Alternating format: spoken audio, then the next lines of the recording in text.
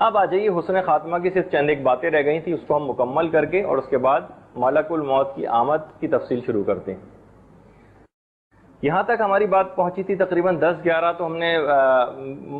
مقامات بتا دیے تھے کہ جہاں جو کہ حسن خاتمہ جن کے ذریعے ہو سکتا ہے۔ اس کے بعد 11واں یا 12واں جو نقطہ ہم بیان کر رہے تھے وہ یہ ہے کہ جمعے کے دن سورہ توحید کی تلاوت کرنا یہ حسن خاتمہ کی طرف انسان کو لے جاتا ہے اور سوء خاتمہ سے بچاتا ہے۔ چھٹے امام یہ بات بیان فرماتے تھے کہ جو شخص بھی جمعے کے دن سورہ توحید نہ پڑھے اور وہ مر جائے، کچھ جمعوں کا تذکرہ ہے، غالباً شاید 2 جمعہ ایسے گزر جائیں، کچھ اس انداز کا ہے، مفہوم روایت ہے کہ بہرحال جو جمعے کے دن سورہ توحید نہ پڑھے اور مر جائے تو وہ دین ابو لہب پہ مرتا۔ تو بہرحال جمعے کے دن علی الخصوص کوئی اس کو اگر ترک کرے گا تو دین ابو لہب پہ مرنے کے معنی نہیں کہ بہرحال اس طرف انسان چلا جائے گا اور سوء خاتمہ اس کا ہو سکتا۔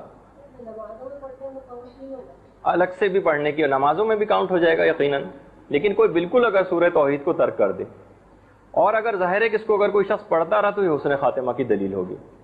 اس کے بعد اگلا نقطہ جو ہے جو حسن خاتمہ کی طرف انسان کو لے کے جاتا ہے وہ ہے صدقہ دینا۔ مومنین کرام بہرحال اس میں دیتے ہیں، جو کہ 5ویں امام یہ بات بیان فرماتے تھے کہ نیکی و صدقے سے 70 قسم کی بلائیں اور بری موتیں دور ہوتی، 70 قسم کی۔ اور یہ بھی فرمایا چھٹے امام نے کہ رات کو دیا جانے والا صدقہ یہ بری موت سے بھی انسان کو بچاتا ہے اور 70 قسم کی بلاؤں کو بھی دور کرتا ہے۔ عام طور پر مومنین کرام دن کے اوقات میں تو صدقہ دیتے ہیں، لیکن رات کے اوقات میں دیا جانے والا صدقہ علی الخصوص چھٹے امام یہ بات بیان فرماتے ہیں۔ صدقے کے وہ مسائل اپنے دماغ میں رکھیے گا آپ کہ بعض اوقات صدقہ نکال کر مستحق کے ہاتھ تک پہنچنا ضروری ہے، یا پھر اس کے کسی نمائندے کی اجازت یافتہ صندوقچی کا ایک مسئلہ ہم نے بہت پہلے بتایا تھا، وہ اسی وقت سے صدقے کے فوائد دلوا دیتا ہے، لیکن ہم تفصیل کسی اور وقت، جو نئے گروپ ہیں ان کے لیے تھوڑا سا وقت کا انتظار کرنا پڑے گا۔ اس کے بعد 13واں یا 14واں مقام ہے کہ جو حسن خاتمہ کی طرف انسان کو لے کے جاتا ہے وہ ہے دعائے حزین۔ چھٹے امام یہ بات بیان فرماتے ہیں کہ آخری زمانے میں صبح انسان دین پر ہوگا اور شام کو بے دینی اس کو گھیر لے گی۔ تو راوی نے کہا کہ مولا ہم کون سا ایسا عمل کریں کہ جس سے ہم اس چیز سے بچ سکیں؟ تو مولا نے فرمایا علیکم بدعاء الحزین، دعائے حزین تم پڑھا کرو۔ ویسے تو زیادہ مشہور وہی ہے دعائے حزین، یا اللہ یا رحمان یا رحیم یا مقلب القلوب ثبت قلوبنا علی دینک یا ثبت قلبی علی دینک۔ اس کے بعد اس کے اندر بھی ایک حسن خاتمہ کی خود بخود ایک بشارت ہے کہ انسان پروردگار عالم سے جس وقت یہ دعا کرے گا تو اس دعا کی برکت کے نتیجے میں اس کو حسن خاتمہ نصیب ہوگا۔ اچھا جی ہاں، ایک دعائے حزین اور بھی ہے، وہ ایک الگ نام سے ہے، لیکن یہ والی سب سے مشہور ہے جو خاص طور پہ حسن خاتمہ کے سلسلے میں آئی ہے۔ اچھا پھر ایک اور چیز بھی ہے، وہ یہ ہے کہ اللہم انی اسألک ایمانا تباشر بہ قلبی، جیسے کہ ہم نے شاید پچھلی دفعہ بھی اس کو ذکر کیا تھا کہ پروردگار میں تجھ سے اس بات کا تقاضا کرتا ہوں کہ تو ایمان براہ راست میرے دل میں اتار دے۔ دستے غیب شیرازی یہ بات بیان فرماتے تھے کہ دیکھیے یہ جو دعا ہے، کبھی ہم نے کسی مومن کو ایسا نہیں دیکھا کہ جس نے اپنے ایمان کی استقامت کے لیے اور ایمان میں زیادتی کے لیے امام زمانہ سے توسل کیا ہو۔ ہم اپنی چھوٹی چھوٹی حاجات جو جس کا تعلق فقط اور فقط دنیا سے ہوتا ہے اس کے لیے تو ہم امام زمانہ کو بہت یاد کرتے ہیں، لیکن جو ایمان جو قبر میں ہم اپنے ساتھ لے کر جائیں گے اس کی زیادتی اور اس کی حفاظت کے لیے ہم نے کبھی بھی اپنے امام زمانہ سے توسل نہیں کیا ہے۔ پیغمبر اسلام یہ بات بیان فرماتے تھے کہ یہ بات یاد رکھو، جن عقائد پہ تم مرو گے انہی عقائد پہ تم اٹھائے جاؤ گے۔ تو بہرحال انسان اپنا عقیدہ مکمل مرنے تک اس کا حفاظت کے ساتھ رہے۔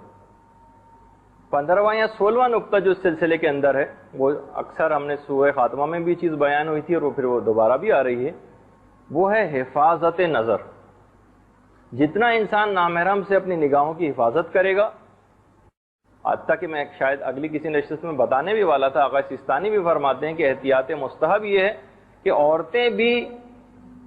بغیر کسی بری نگاہ کے بھی نامحرم کی طرف نگاہ نہ کریں، احتیاط مستحب اسی کے اندر۔ تو بہرحال علماء کا بھی فتویٰ رہا ہے، اور جتنے بھی انسان اپنی نگاہوں کی حفاظت کرے اتنا اچھا۔ پھر روایت کے اندر جو اس کا ایک فائدہ بیان ہوا ہے، وہ فائدہ یہ ہے کہ جو شخص بھی نامحرم سے اپنی نگاہوں کی حفاظت کرے گا، پروردگار عالم اسے ایک ایسا ایمان اس کے دل میں ڈالے گا جس کی حلاوت وہ اپنے دل میں محسوس کرے گا۔ تو اب دیکھیے کہ حلاوت ایمانی، کہ یہ دولت جو ہے یہ سڑکوں پر اور یہ ٹی وی کے سامنے روزانہ بالکل مفت تقسیم ہو رہی ہے۔ ایک بات اور یاد رکھیے کہ یہ حلاوت ایمانی جو ہے نا، یہ دائمی ہے، اس میں حسن خاتمہ کی بشارت ہے، کیونکہ بادشاہ جب کسی کو عطیہ دے دیا کرتے ہیں، کوئی چیز تحفے میں دیتے ہیں، تو پھر اس کو واپس نہیں لیا کرتے۔ ایک دفعہ بھی اگر کسی کو حلاوت ایمانی نصیب ہو جائے، ابھی ہم اس کی علامتوں کے کچھ طریقے بھی بتائیں گے کہ ہم کیسے پتہ چلائیں کہ ہم میں حلاوت ایمانی پیدا ہو رہی ہے یا نہیں ہو رہی، تو اس کے اندر تقریباً 3-4 شرطیں ہیں، وہ اگر آپ اپنے اندر محسوس کریں تو آپ کو اندازہ ہوگا۔ اس کے علاوہ یہ بھی ہے،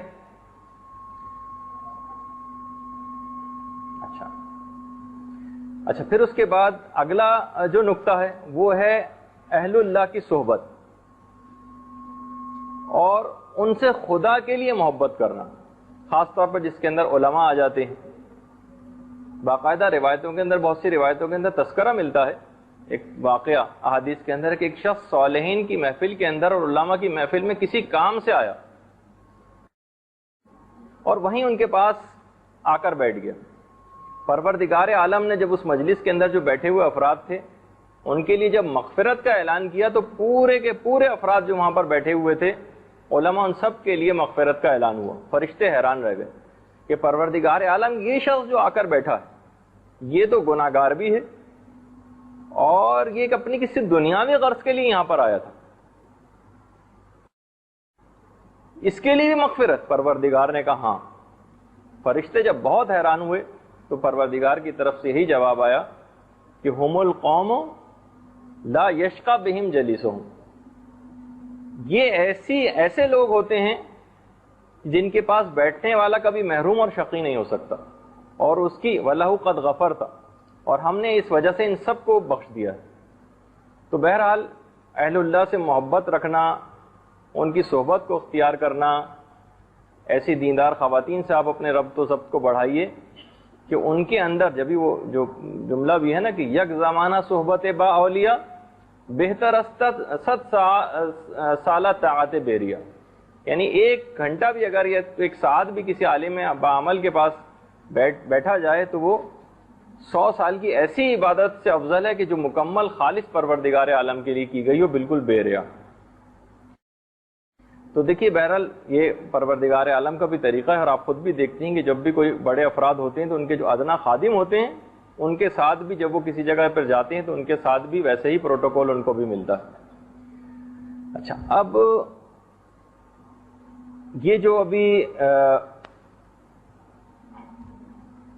بہت ساری اس کے اندر خیر مجھے باتیں بیان کرنی تھی ابھی اس کے اندر بھی کہ ہم کیسے اہل اللہ سے اپنی محبت کو خالص کر سکتے ہیں، لیکن اس وقت اتنا وقت نہیں۔ بس ایک آخری بات ہم اس میں اور بتا کر اپنے اس موضوع کو، حسن خاتمہ کے موضوع کو مکمل کرتے ہیں۔ وہ یہ ہے کہ اگر امام آپ کے لیے دعا کر دیں آپ کے ایمان کی ثابت قدمی کی، تو مکمل آپ کا حسن خاتمہ ہو جائے گا یا نہیں ہو جائے گا؟ ہمارے 8ویں امام، امام رضا علیہ الصلوۃ والسلام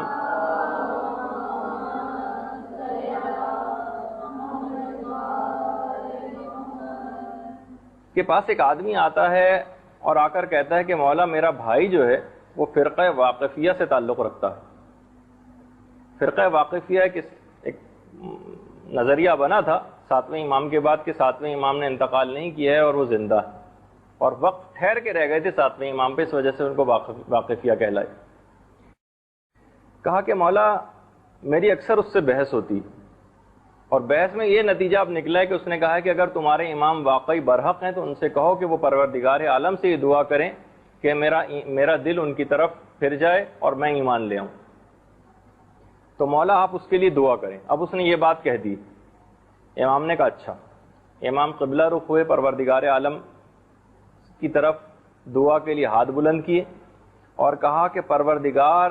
اس شخص کا دل، کان اور آنکھوں کو اپنی گرفت میں لے لے اور حق کی طرف موڑ دے۔ امام نے اپنے دائیں ہاتھ کو بلند کر کے یہ والی دعا کی۔ بس امام نے جب یہ دعا کی تو اس کے فوراً بعد ہی اس نے دیکھا کہ کہہ رہے کہ صرف چند دنوں کے اندر اندر ہی میرا وہ بھائی ایمان لے آیا۔ امام کی اس دعا کے نتیجے میں کہ اگر امام دعا کر دیں علی الخصوص آپ کے لیے، تو آپ خود سوچ سکتی ہیں کہ کتنا زیادہ، یعنی ہم امام سے اگر ایک ریکویسٹ کریں کہ امام آپ ہمارے لیے دعا کر دیں، اے زمانے کہ امام آپ یہ دعا کر دیں کہ ہمارا ایمان اور خاتمہ بالخیر ہو جائے، تو امام کی دعا، تو امام اس قسم کی دعا کر سکتے ہیں کہ ہمارے بالکل آنکھ، دل، کان، زبان، اعضاء و جوارح خود بخود حق کی طرف مڑ جائیں، جس میں ہمیں کوئی ایسا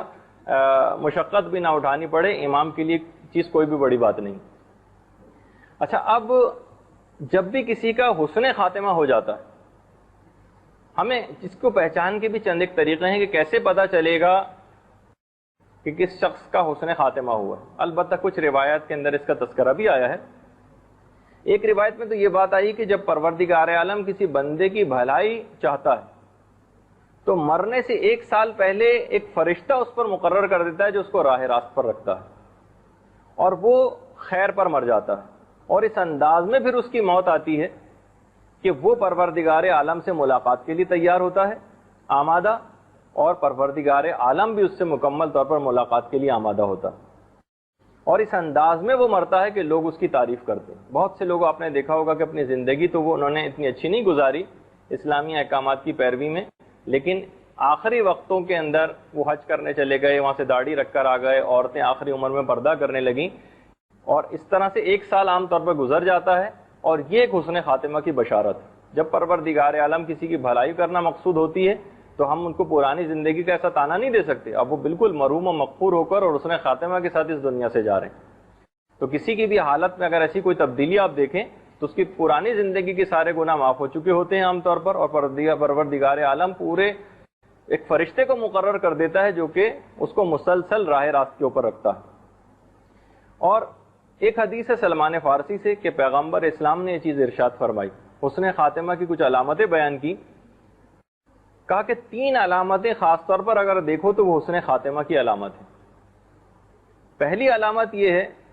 کہ مرنے والے کی پیشانی کے اوپر پسینے کا آ جانا۔ جس وقت انسان حالت اعتذار میں ہوتا ہے، اگر اس کی پیشانی پر پسینہ آ جائے تو یہ ایک حسن خاتمہ کی ایک علامت ہے۔ دوسری حسن خاتمہ کی علامت ہے آنکھوں میں آنسوؤں کا آ جانا، یہ حسن خاتمہ کی علامت مرتے وقت۔ اور تیسری چیز ہے نتنوں کا پھیل جانا،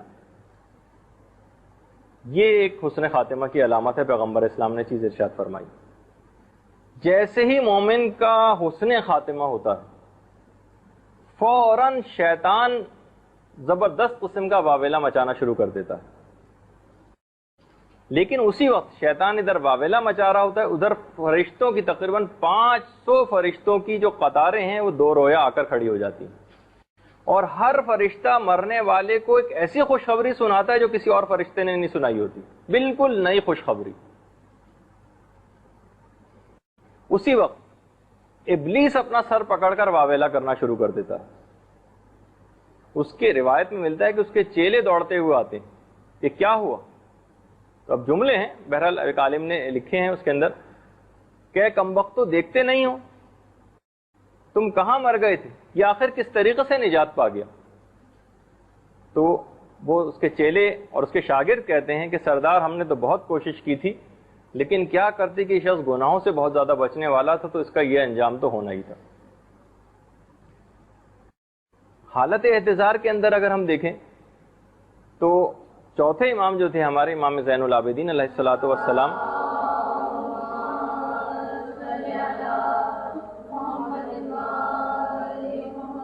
چوتھے امام نے حالت احتضار میں 3 خاص طور پر اعمال کیے تھے، نوٹ کر کے رکھیے گا، ہو سکتا ہے کہ اس کے اندر ایک عمل مس ہو گیا ہو جو ہم نے حالت احتضار میں جو خود مومن کو کرنے ہوتے۔ ایک تو چوتھے امام نے سورہ واقعہ کی تلاوت کی تھی حالت احتضار میں، دوسری سورہ فتح کی تلاوت کی تھی، انا فتحنا لکا فتحا مبینا، اور تیسری سورہ زمر کی 75ویں آیت تلاوت کی تھی۔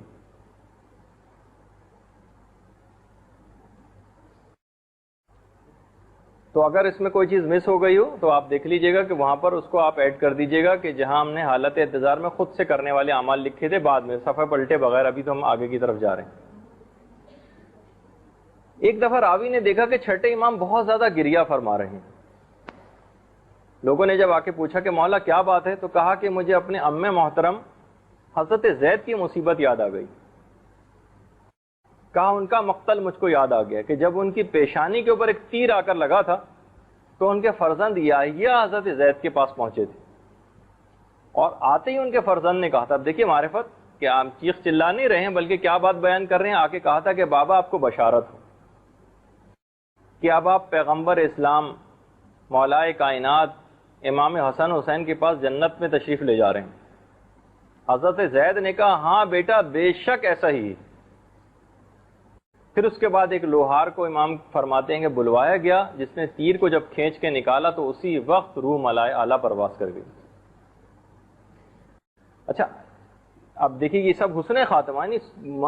وقت شہادت ایسے ایسے یعنی بالکل حسن خاتمہ کی طرف انسان کو جو لے جانے والے، حضرت زید اس وقت بھی یعنی یہ کہہ رہے ہیں کہ بے شک بیٹا ایسا ہی کہ میں پیغمبر اسلام اور ائمہ سے ملاقات کے لیے جا رہا ہوں۔ دیکھیے جو دیگر فرقوں کے لوگ ہوتے ہیں ان کے متعلق یہ بات ملتی ہے کہ یہ خاص طور پر زندیق اور بے دین ہو کر اس دنیا سے رخصت ہوتے ہیں۔ ہمارے 8ویں امام یہ بات بیان فرماتے تھے کہ جو فرقہ واقفیہ کے جو لوگ ہوتے ہیں یہ شک اور بے یقینی کے عالم میں زندگی گزارتے ہیں اور مرتے وقت بھی بے دین اور کافر ہو کر اس دنیا سے جاتے ہیں، بے دین کافر اور زندیق ہو کر۔ لوگوں نے کہا کہ ہم نے اس مولا کے اس قول کو نوٹ کر لیا، اور واقفیہ جو حضرات اس زمانے کے اندر خاص طور پر تھے ان کے مرنے کا جب وقت ان کے قریب آتا تو ہم ان کے پاس جاتے تھے۔ کہہ رہے ہیں ہم نے باقاعدہ جا کر دیکھا کہ ہم ایک واقفی مذہب کے پاس جس کا تعلق تھا اس کے پاس گئے وقت احتضار، تو اس نے مرتے وقت یہ جملہ کہا کہ اگر واقعی موسیٰ بن جعفر نے وفات پائی ہے تو پھر میں آج سے کافر ہوتا ہوں۔ یعنی باقاعدہ اپنے کفر کا اعلان کر کے لوگ کہتے تھے کہ وہ دنیا سے گئے۔ تو بہرحال جب بھی امام معصوم یہ بات بیان فرماتے تھے کہ خدا کی قسم ہمارے تمام شیعوں کا نام بمائے ولدیت کے ہمارے پاس لکھا ہوا ہے، سوائے ان افراد کے کہ جو بعد میں پھر جائیں۔ جب پوچھا گیا مولا سے کہ مولا ایسا بھی ہو سکتا ہے، کہا ہاں ایسا ہو سکتا ہے، لیکن تم ان کے زمانے کو نہ پاؤ گے، یعنی وہ افراد بعد میں آئیں گے۔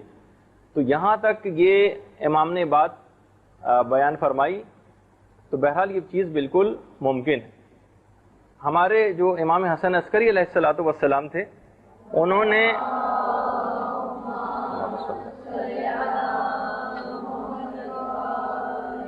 اس میں ایک راوی تھا ابو دعامہ، دال عین الف میم ہے۔ جب وہ عیادت کے لیے آئے تو امام نے کہا کہ دیکھو مجھ پر تمہارا ایک حق ہے۔ ظاہر ہے انسان جب کسی کی عیادت کے لیے آتا ہے تو ایک حق ہو جاتا ہے۔ اس حق کے لیے میں تم کو ایک حدیث سناتا ہوں جس کو سن کر تمہارا دل خوش ہو جائے گا۔ اس نے کہا کہ مولا اس سے بہتر کیا بات ہوگی، دیکھیے حالت احتضار اور امام حدیث سنا رہے ہیں۔ اس نے کہا مولا اس سے بہتر کیا بات ہوگی، سنائیے۔ تو پھر امام نے اپنے تمام آباء و اجداد کے حوالے سے ایک حدیث پیغمبر اسلام سے ارشاد فرمائی کہ پیغمبر اسلام نے فرمایا اے علی لکھو۔ مولا نے کہا یا رسول اللہ ارشاد فرمائیے کیا لکھوں؟ کہا لکھو بسم اللہ الرحمن الرحیم، ایمان وہ ہے جو دل میں رہتا ہے اور عمل سے اس کی تصدیق کی جاتی ہے، اسلام وہ ہے جو زبان پر جاری ہوتا ہے اور اس سے فقط مناکحت جائز ہوتی۔ بس امام نے یہ حدیث سنائی حالت احتضار میں۔ فرماتے ایمان وہ ہے جو دل میں رہتا ہے اور عمل سے اس کی تصدیق ہوتی۔ حالت احتضار میں امام عمل کے متعلق حدیث بتا رہے ہیں، اور اسلام وہ ہوتا ہے کہ جو زبان پر ہوتا ہے اور اس سے فقط مناکحت جائز ہوتی، صرف نکاح وکاح کرنا جائز ہے۔ اس کا تعلق فقط اسلام سے، لیکن ایمان وہ ہے کہ جس کی عمل کے ذریعے تصدیق کی جائے۔ ایک بات اور شاید رہ گئی تھی حالت احتضار والے اعمال کے اندر، اس کے اندر آپ چاہیں تو نوٹ کر لیجئے گا، شاید نہیں بیان کی تھی، کہ حالت احتضار میں محتضر کے سرہانے سورہ صافات پڑھنے کی بڑی تاکید کی گئی، کہ خود ہمارے 7ویں امام کے بیٹے کا جب ایک حالت احتضار قریب آیا تھا تو امام کے ایک اور بیٹے تھے جن کا نام قاسم تھا، امام نے ان سے ارشاد فرما کے کہا کہ بیٹا اپنے بیمار بھائی کے سرہانے سورہ صافات پڑھو، اپنے بیمار بھائی کے سرہانے سورہ صافات پڑھو۔ قاسم نے جو ان کے جو بیٹے تھے امام کے، جب انہوں نے سورہ صافات پڑھنی شروع کی اور اس کے بعد جب اس کی آیت نمبر 11 پہ پہنچے، جب اس کی آیت نمبر 11 پہ پہنچے تو اسی وقت ان کی روح جسم سے پرواز کر گئی، لوگ ان کا جنازہ لے کر چلے، مولا بھی ساتھ ساتھ چلنے لگے، 7ویں امام۔ تو ایک آدمی ان کے مولا کے پاس آیا، کہا کہ مولا اب تک تو ہمارا طریقہ کار یہ تھا کہ ہم محتضر کے سرانے سورہ یاسین پڑھا کرتے تھے، لیکن آپ نے جو ہے وہ سورہ صافات کے متعلق ارشاد فرمایا ہے۔ امام نے کہا دیکھو اگر یہ سورہ کسی کے ایسے کے سرانے تم خاص طور پر پڑھو جس کی جان بہت مشکل سے نکل رہی ہو تو پروردگار عالم اپنے لطف و کرم سے بہت آسانی اور راحت کے ساتھ اس کی جان کو نکال دے گا۔ تو بہرحال اگر یہ سورہ صافات اس وقت نہیں بتائی تھی تو اس وقت بھی اس موقع کے لیے آپ اپنے نوٹس کے اندر اس کو درج کر لیجئے گا۔